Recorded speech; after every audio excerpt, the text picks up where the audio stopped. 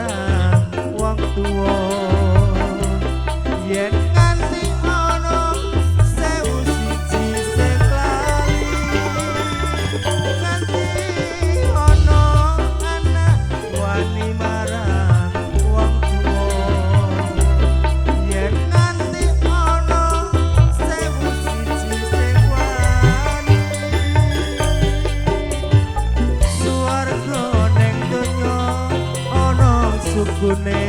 wong tuwa wong kang tuhu suci gedhe ganjarane suwarga ning donya ana sukune wong tuwa wong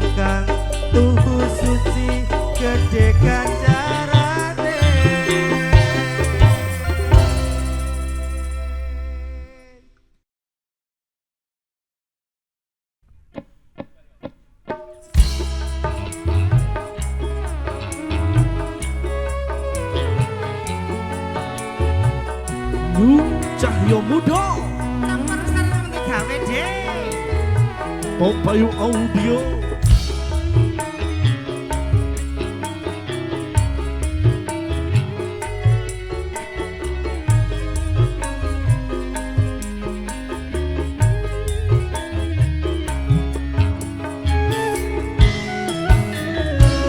Apa wis ora kelingan sumpah janji ngomong marang aku sineksen lintang rembulan jarene tresnamu mung kanggo aku wis nganti telung ketiga nanging sliramu ora kirim warta bareng saiki wis teko kowe malah gandeng priya liya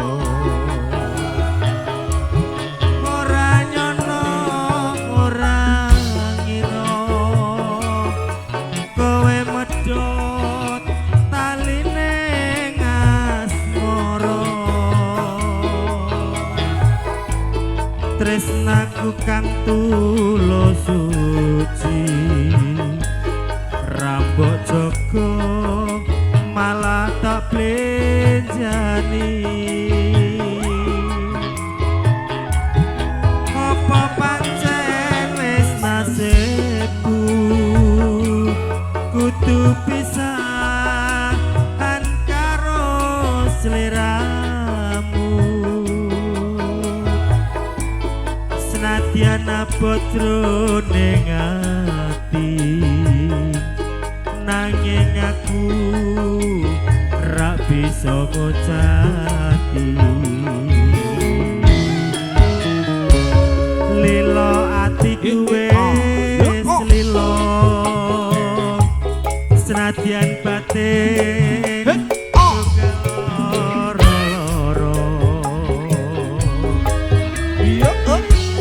nanging antiraku wawon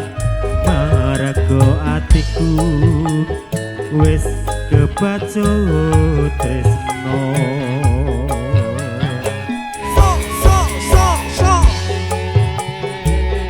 Cahyo Muda Popayu Audio matur suwun nomor sareng gawe deh penake saiki ora nganggo sensor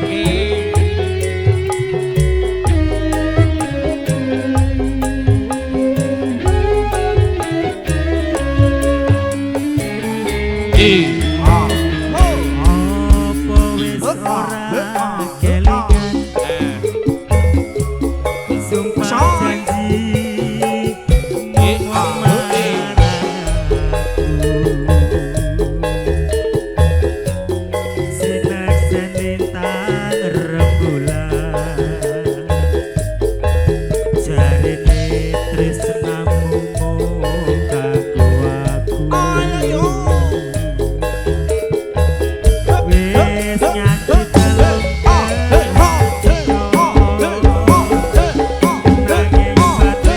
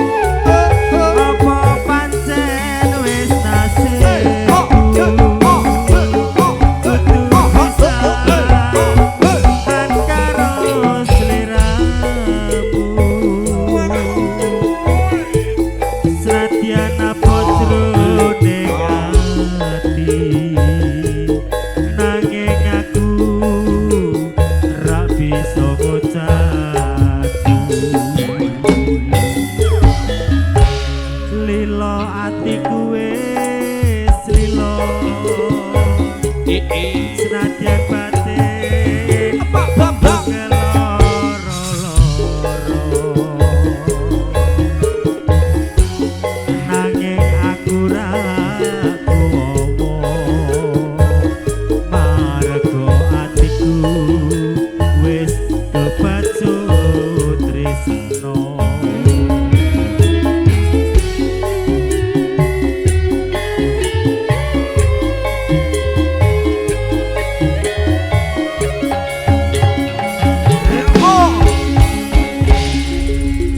Alhamdulillah buatan kering pakerabatan pasakatan saking nyucahnya mudul rem sawat tawis saperlu paring pakerabatan kagem sedherek-sedherek umat Islam menjalani ibadah salat zuhur.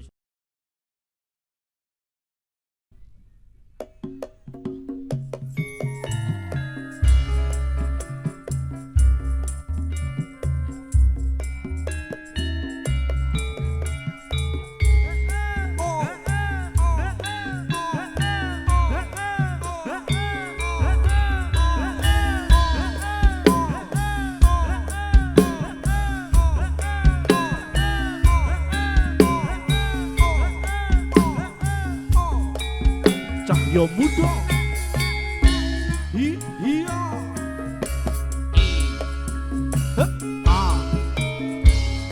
Apa kabeh lelakonku kowe teko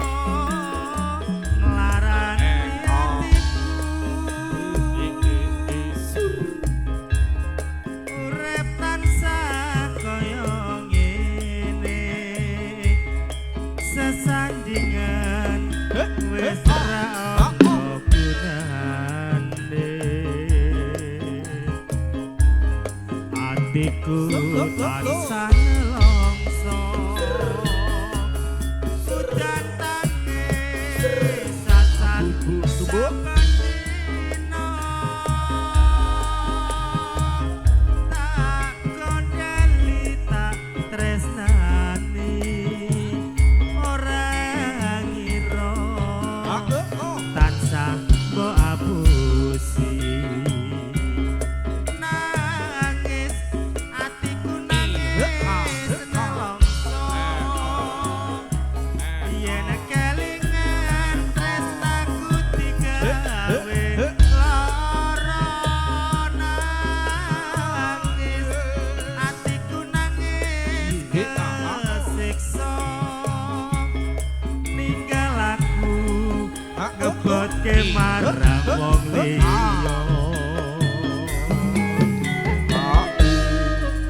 ora lilo ati kudu lilo lilo kowe digowo wong liya senadyan uripmu wis mulya mbak yo Sapupuh yo. ati Saka. siksa Cahyo muda Pop Bayu Audio Cerah foto